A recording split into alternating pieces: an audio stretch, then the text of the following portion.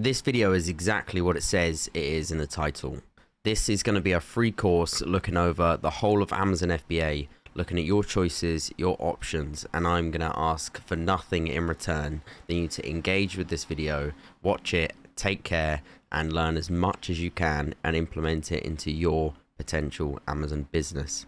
I'm not going to be trying to sell you a course. This is just for my YouTube channel. There is also download links to every single presentation that we have, and I encourage you to come back to this video and keep looking at it and learn as much as possible. There's going to be no secrets here at all. I want everything discussed in the description. I'm open to any questions, and I will do my best to explain everything clearly and in the most simple way possible to avoid confusion.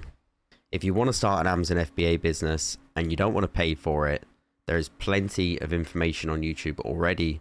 What I'm going to do is I'm going to collectively put all that information together, put it into a series of PowerPoints, a series of presentations, live videos, and live training that you will be able to watch over and over again that will cost you nothing.